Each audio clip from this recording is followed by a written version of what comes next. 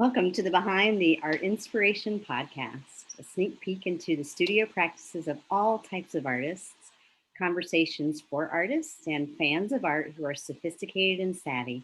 I'm your host, Caroline Karp. Let's get to it.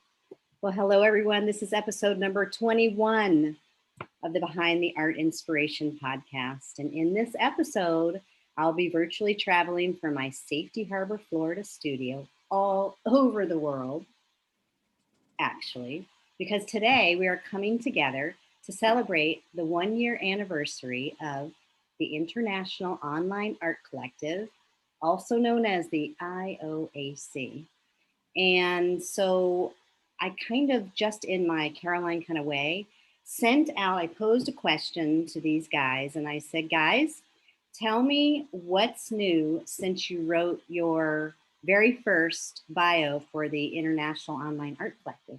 And so everybody's answers are totally different and in different formats. But anyway, so I'm just going to kind of go around and I want to hear what's new with you. And anything, we'll go to what other things too, but I just want to know, what's new with you guys. Could be what's old too, because they might not know you at all. I don't know. We'll see. So let's start with Greta. Greta, introduce yourself. Where are you from? What type of artist are you? And maybe a project you're working on. I'm Greta Olivas. I am based in Austin, Texas. At the moment, I've been experimenting with monoprinting on a gel plate. Mm-hmm. I came across it online. It looked really fun and easy, and now I'm hooked because I can't stop. But I'm experimenting using that in what I was already doing. So I'm pretty much using this time since we started the group with experimenting, because everything so far has been canceled that I was going to be in. I just found out a fair I was going to be in May got postponed to later in the year. So might as well play with new art supplies and new techniques. So using the monoprint, and I've been doing resin. And are you still working on canvas, or have you switched to paper when you're using the monoprint? I've been using paper for that. Okay. So yeah, so it's they're turning out pretty cool. I think I will incorporate some of those as collage paper for work on canvas. For when I do my Ruin series, I usually use collage paper for that, but I really like the flexibility of colors and stuff I can do with it. But yeah, I'll start, and within an hour, I have a stack of papers because it's really fun and easy. So excellent. Yeah. Okay, and I'm going to move to Wendy. Wendy Bale, tell us. Hi, I'm Wendy Bale, and I'm in Western New York. And I'm a cut paper artist and a charcoal artist. And I've been working, I've been also experimenting. I think Greta's right. I think this has been a great time for us to get a chance to try some new materials. I've been working with some different papers, and I've been working with rock paper lately, which has been really fun because it is very stretchy, so you can emboss it and do some really crazy stuff with it. And I particularly like that medium, that type of paper to work with, because it is, it's made by a really small family. It's like the mom is a scientist, and the daughter is an artist. So the scientist mom came up with this idea of how to make this paper, and then the artist mom, or the artist daughter, is working with it and doing all the graphics for the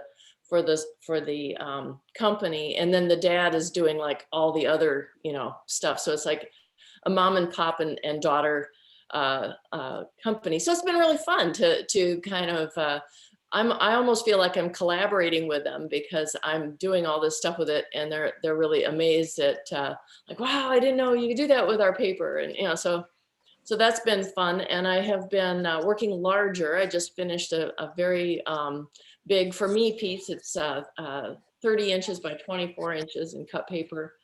you know, I've done charcoals larger, but that's the biggest cut paper I've done. And that's a lot of little pieces of paper.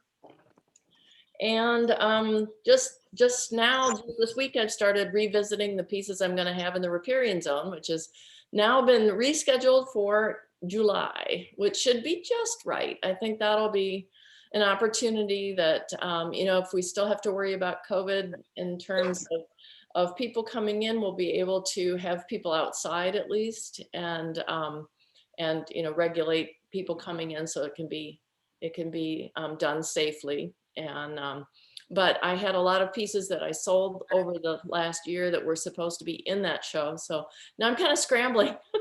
Like I got to fill those holes. But I think ultimately, I think the show is going to be better for it. I think it'll be. I've had, you know, a whole extra year to work on it and tweak it. So absolutely. So that's what's going on in my neck of the woods. And have you enjoyed working with that one larger piece? Have you enjoyed expanding? Yeah, it did. And I know I spoke with Donna a little bit about this sculpturally. I mean, most of my, you know, my paper stuff is very light, but in this case, because it was getting larger, it was starting to get heavier.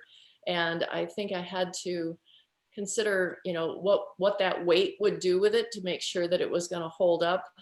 And, you know, most of my stuff is just stuck together with glue. And I'm thinking, you know, it's the duck itself. It wasn't really that heavy, but it was just seemed like a bigger mass. I had to be, it was a little bit more of a conundrum how to make sure that it was going to hold up okay. Right. And I just want to take a little break. I think if people are really interested in what you're hearing each of these artists talk about, you can actually go to either their Instagram or YouTube, or even to our International Online Art Collective space to kind of investigate a little bit more of what you're hearing about, since we're obviously not like taking work out and doing the full thing because there's so many of us. So now I'm going to switch to Guillermo, who is in his studio. Tell us about that. Well, my name is Guillermo Boblik. I relocated just 2 months ago from Chicago to Jersey City. And I guess that the story for me is very similar to what you've heard before. I started, you know, using different materials, you know, when COVID struck. You know, I was for a few months unable to go to the studio, so I became interested in markers, and I'm just fascinated by them now. There's you know, solvent-based paint markers, alcohol-based, enamel-based, and the effects you can get by mixing all of them is you know, they are pretty amazing. So I'm obsessed.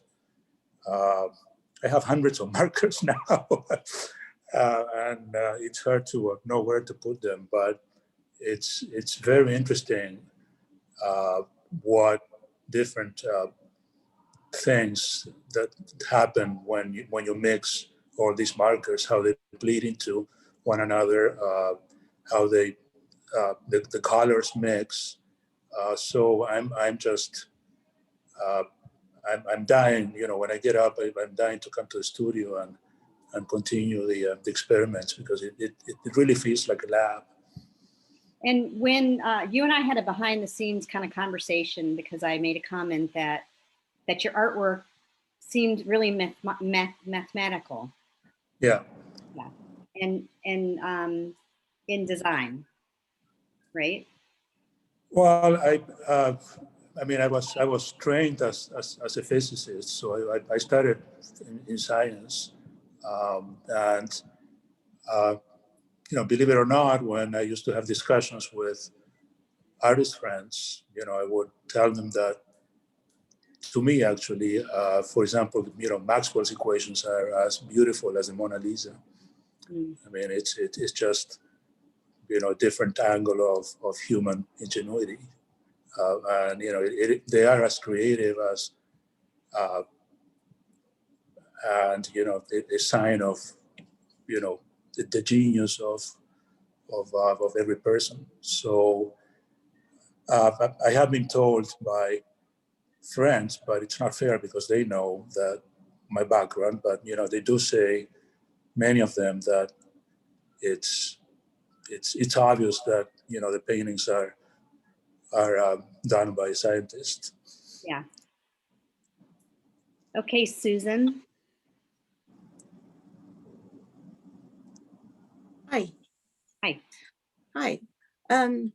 So since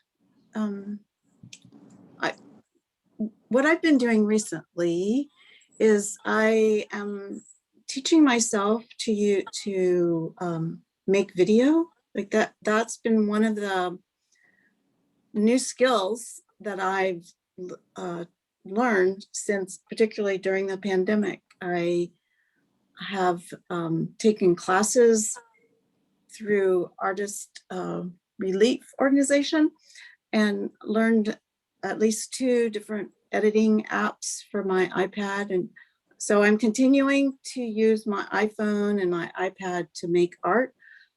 I've added this new video skill, and I made a 49-minute film about lockdown, and then made a series of short films I call the Corona Diaries that are now in a downtown window front display with some other kooky stuff in Eugene, Oregon, which is where I live, in a loop. So I would say the biggest thing is that I have learned a lot of things like everybody else. I'm learning things. I've learned how to do a loop on a video with new technology and equipment. And I'm continuing my Portrait of a Woman series. That's still the kind of the backbone of the work that I'm doing, the digital blended pieces. Yeah, I think that's how we know you. So you would call yourself a digital artist, right? I have, and the two big kind of new but evolving parts of my art practice are, this year I'm making effort and have a goal of collaborating. I've started out with a few small projects to do artist trade, and the event that I'm doing at downtown with neighborhood artists that I've never met. We set it up on Zoom, totally different, new for me. And so that's been a shift and a kind of stretching my comfort zone a lot, to work with people I don't know at all. And I'm of course looking forward to doing projects in our group, collaborative projects. I'm very much looking forward to that. Yeah, I can't wait to talk about that too. Yeah, and what's the other thing? My mind is adrift here. I forgot what I was gonna say, but that's fine. It'll come to me and maybe I can fill in later. But those are my main things that I've been doing since we wrote up the original blurb. Yeah. Okay, let's see. Who would choose? Donna. Hey, so I'm going to stick with the paper theme. I am a sculptor, but I work with a lot of paper dimensionally. And I don't really remember what I wrote in my bio a year ago, but I spent, like all of us, a lot of time 2020, 2021 experimenting, first with a theatrical material called Foss Shape. And then I started working with momigami, which is a Japanese style paper that you create with materials that you like massage into the fibers, because it gives it like more stiffness. So I've been piling up collage material for new work that has been delayed because I am making a new website, something I should have done in 2020, but I put off. And so this has been really all consuming. But in in between it in my brain, I'm planning on a new kinetic installation using papers, all kinds of new papers that I experimented with over the last year, combined with reflective materials. So I want the piece to move, not just actually physically in a kinetic way, but visually. And so I've been working with reflective papers and mirror leaf. So we'll see, but right now it's 100% computer 100% of the time. And I'm kind of seeking that work-life balance. But it's a lot about paper too. Interesting. Thanks. Adela. Hi, so I've been continuing my oil paintings with a new series that's called The Air We Breathe, and it was inspired by the times that we live in, and basically the anxiety and all the emotions that people are going through, because I've always been attracted about I can say the darker side, but I don't know if darker is the proper word, but these deeper emotions that people are going through, and I'm trying to bring this to the surface through my art. So basically this new series is with people that have plastic wrap on their face, on their mouth, or on their nose, or on their face, just to symbolize these emotions and the inability of breathing and the isolation. And I've been working on this series. I've been creating so far 7 paintings, and I'm gonna create a few more. And I've been lucky in a way with the pandemic because I have a lot more time to paint. And I haven't even finished the series, and I'm already thinking about my next series that's gonna be about endangered animals. And I've already started a painting for that. And yeah, overall for me, the year wasn't so bad for my artistic career, because I've been exposing my paintings. I had maybe about 8 or 7 group exhibitions online and in real space for people to go see it. And it's been okay so far. And also this year started okay, already 2 exhibitions. And I hope it's gonna go well. I hope they're not gonna lock us down again. Yeah, so your paintings do elicit a response for sure. I know when I see them, I'm just like, it makes me want to take a bigger breath, right? Yeah. Yep.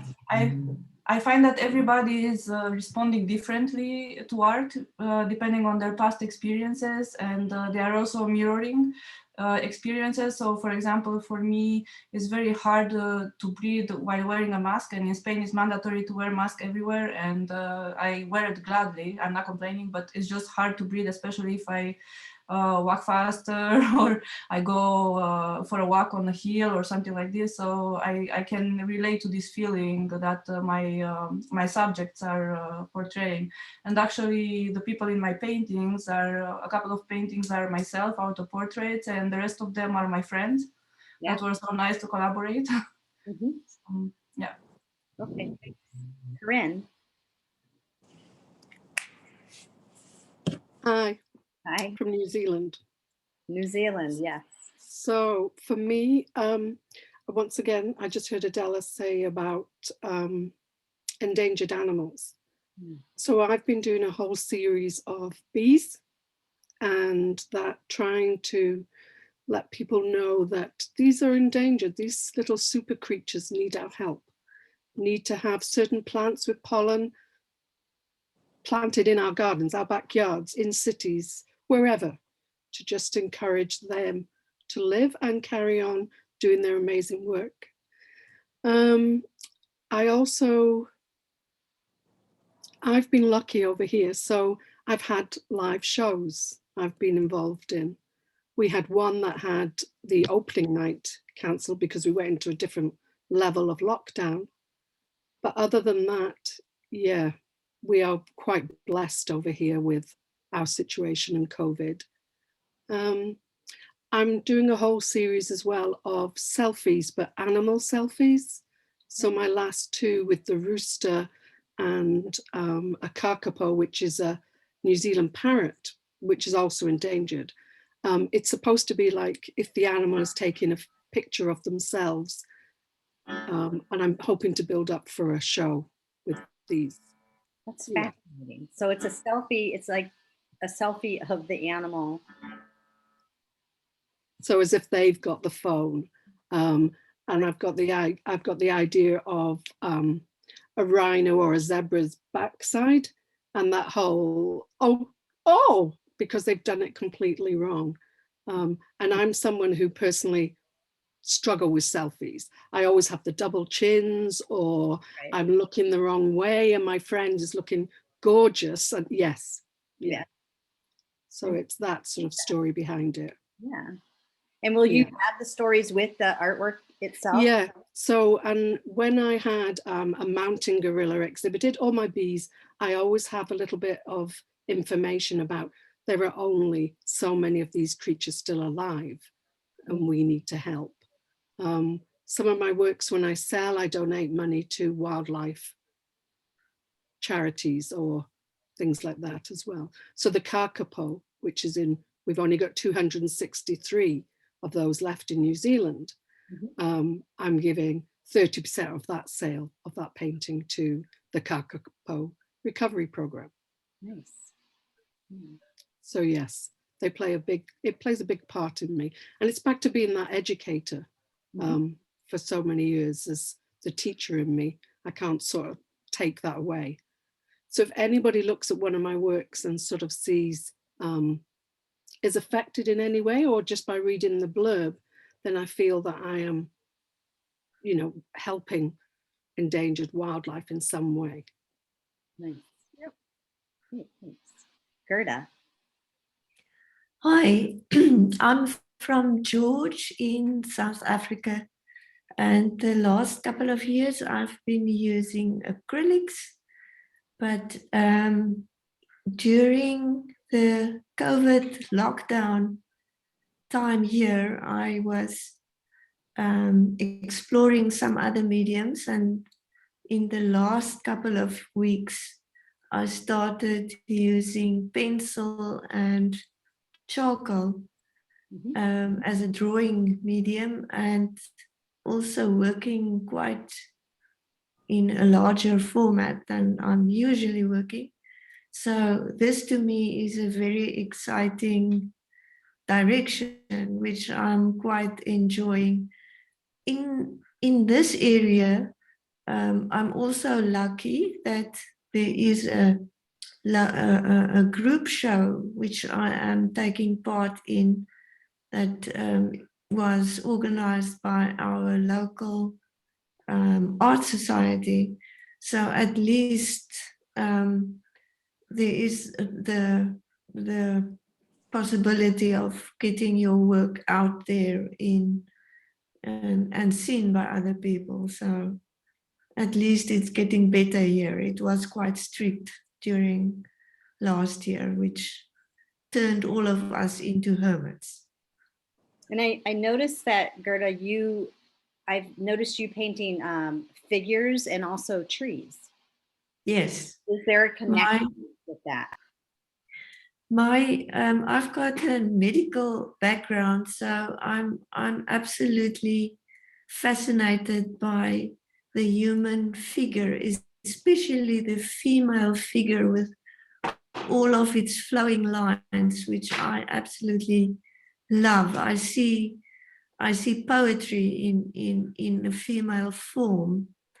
It's just the gentle curves and lines. It's just fascinating to me. So I also feel that the charcoal and the pencil, they lend themselves to giving you those soft lines, for me at least. That's beautiful. Okay, who wants to go last? I guess I'll go last, so I'm last. Let's do Barbara next. Barbara. Hello, I'm Barbara, and I'm based in Milan, in Italy. and I am an abstract artist. My paintings are usually inspired by my travels, my travels in the past, let's say, because now it's not possible anymore to do any travel.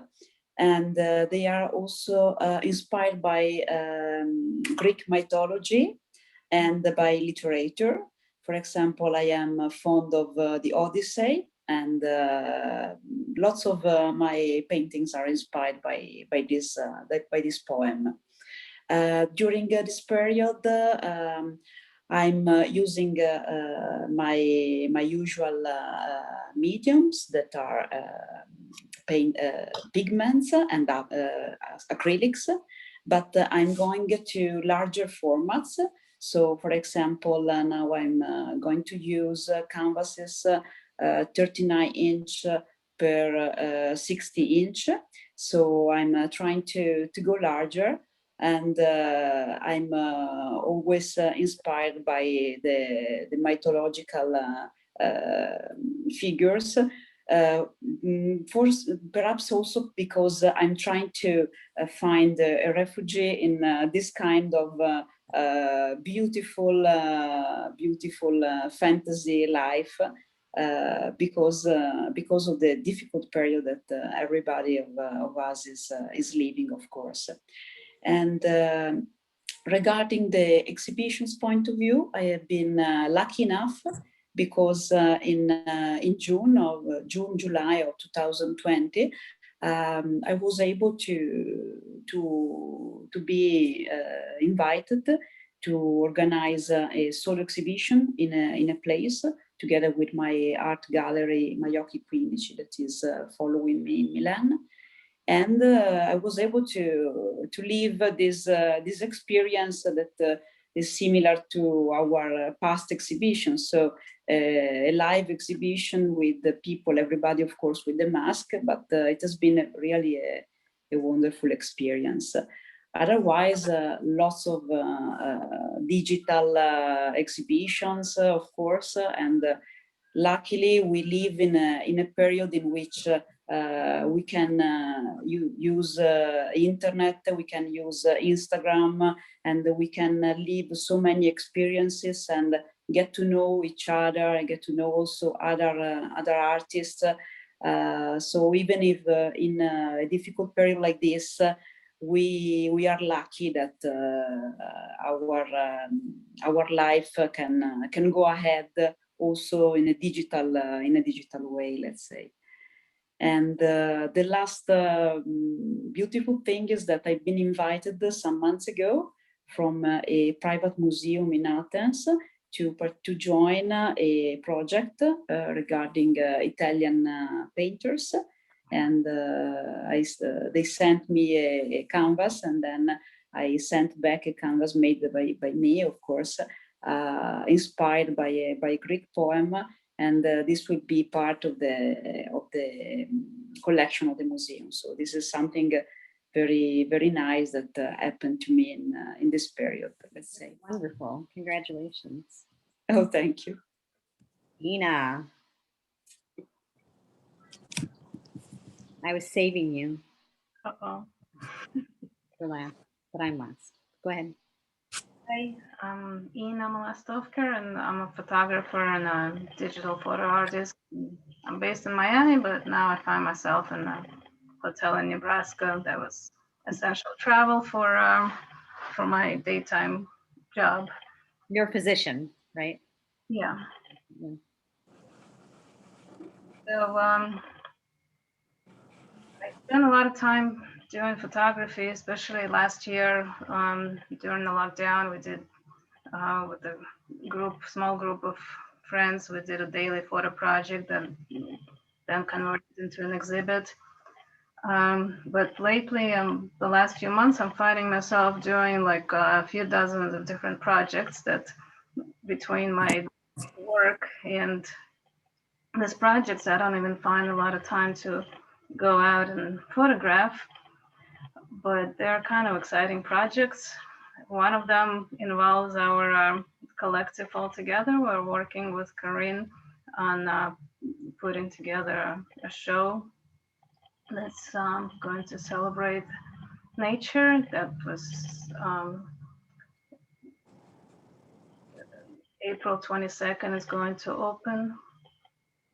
And that's also part of our 1-year celebration as a collective. Still working.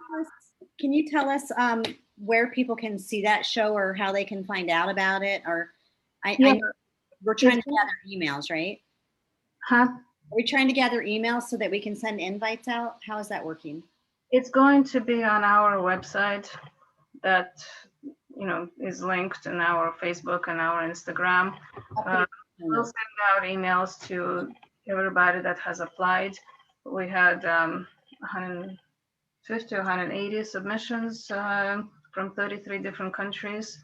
So Corinne was has done a lot of work judging it, and we're down to almost 50, not quite, finalists that are gonna be in the show. So that's kind of been part of what I've been busy with. Still working on my coloring books. And the biggest thing I think right now for me is I had put together an exhibition proposal for an exhibit featuring lizards, only lizards. I do a lot of different photography, but lizards kind of been, I don't know, featured quite a lot in my photography. So it was accepted, and in June, it's going to open in South Beach Botanical Garden. So now I'm working on putting together that exhibit, and also on a class of basic photography for non-photographers. So that's kind of a lot of work and a lot of fun too. So you're putting together the class? Yes. Yes. It's going to be a part of the exhibit as well. Well, one of the days. I've also been approached by another park on the other side of Florida to help them start an art/educational program, and they've asked for a master class, so that'll be a part of that also. And, well, a little bit about me, what I did. So last year I painted and painted and painted in my studio, and I actually painted the most cohesive collection to date, a series, you know, it spanned the entire year of sailboats, and then had a solo exhibition called Sails, Souls, and Sparkles. And of course, we all did the collective, and I started this podcast, which has been a lot of fun. And watching all of the artists, don't you think that we all have grown quite a lot since this all began? I don't know. That's how I'm feeling. What is maybe I know Adela. I agree. Like you were kind of more of were you doing more abstract type of work towards the beginning? I've been doing also acrylic and abstract and also oils, and I've been doing prints, and I've been spreading myself thin everywhere because I have, and also drawings. I have a lot of interest in a lot of way of mediums of expressing myself, but I realized that I have to just stick to one thing if I want to improve myself in that. If I don't know if that makes sense. Okay, and so there are more people in our collective. So we're a total of 15, and there's Morrison, who was in Cambodia, but now he's in Australia, and he's our Lotus print artist, and I think maybe he might be switching into something new. I'm not quite sure, some video stuff. And then we have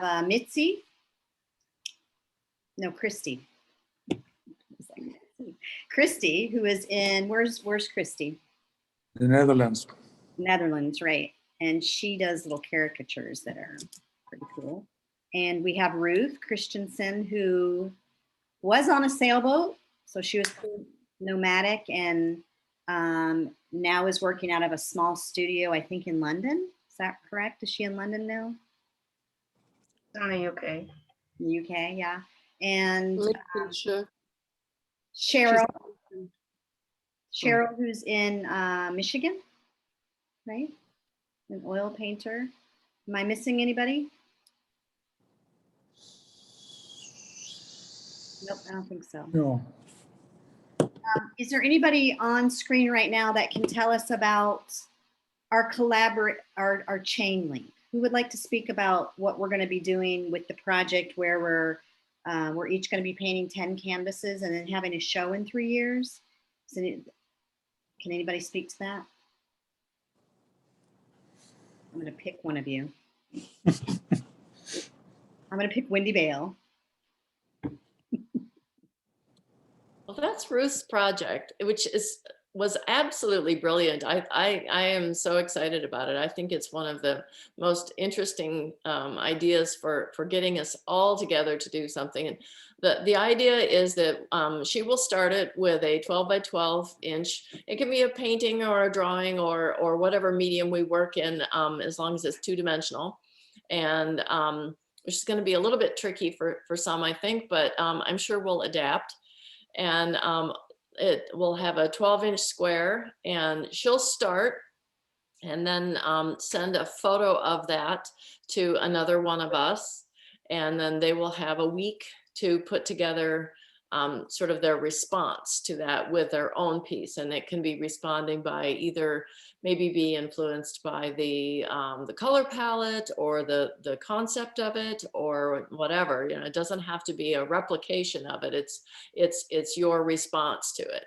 And then each of us will sort of pass the baton or the brush or the pen to another artist, and it's all scheduled out. It's gonna go on for 3 years. We'll have, I believe she said it was going to be 7 pieces a piece that we would be ultimately doing, and we'll have an opportunity to, when as it gets closer to the end of it, we'll have an opportunity to start telling people about what's coming up, because we'll be able to show these put together almost like a quilt.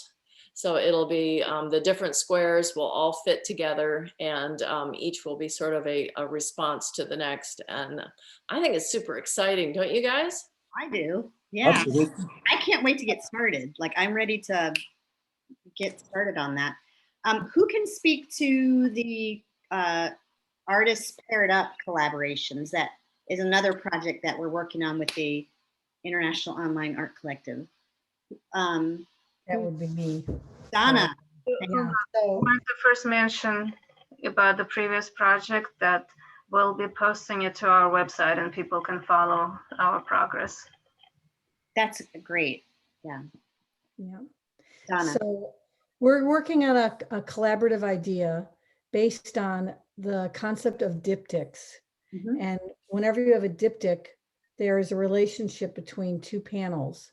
And so the concept is that we're all going to start out working on the same size panel in our own subject, our own style, whatever it is that we do as individual artists. And an image of what we've completed will be sent to another person. And this will be either within our own group, where I'm reaching out. Actually, right now, I was finishing up my message to another collective of artists that have another collective similar to ours around the world. And so you look at the work of the one other person that has sent you their digital image, and you make a panel that responds to it. And this is this can be a large collaborative project, but the collaboration happens just between 2 people, which I really like because it's really focused, and you're each showing each other images that you've completed, and then each making another work of art that responds to the work that you've seen digitally. And the it can end up in a virtual show. but it would be beautiful to make a book as well as be in a live exhibition space, as we're all anticipating more and more to be returning to physical spaces. But the online world is certainly a great counterpart, because I think we'll always have that. It allows us to see a lot more than we're physically able to visit. And so our group's idea for all of these collaborations is to do both, to have online and physical exhibits. So yeah, it's an exciting future, and we thank all of you for following us on IOAC, and stay tuned to what's going on. Is there any other projects that I'm not thinking of that somebody would like to bring up? Doesn't Yeah. Morrison have a video that we're about to? Yes. I don't know that my memory of it is that it's a video of each of us speaking in a flow from one person to the next, with words that we have agreed to say, and that there'll be some simultaneous speaking at the same time. Just right.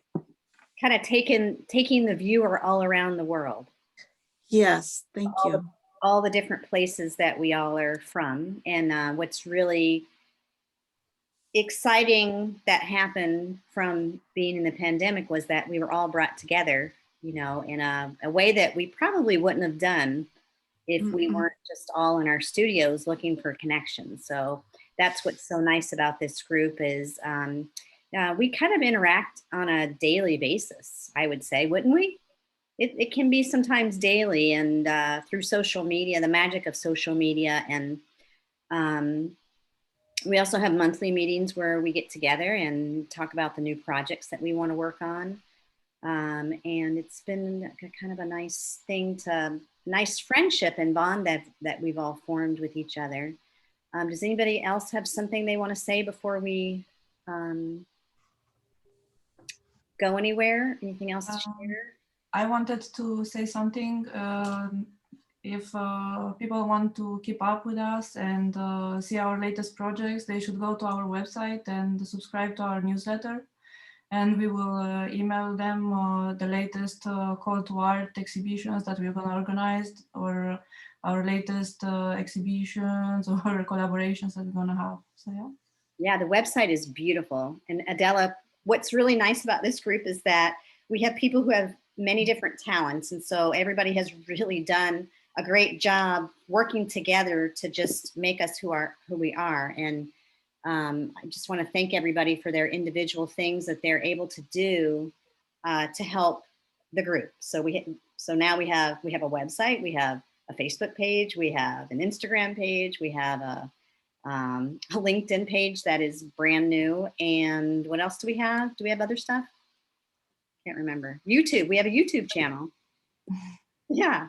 And so none of this would have happened if we didn't all work together, you know, helping each other out. So thank you to everybody. And we already have plans for 3 years in the future. So we have our chain show. I know we're going to rename it. I know it's not called the chain show, and then we also have a group exhibition that we're going to have. I think one's virtual and one's going to be in person maybe. So we're in it for the long haul. Does anybody else have anything to say before I do my sign out? Nope. Okay, let me sign out.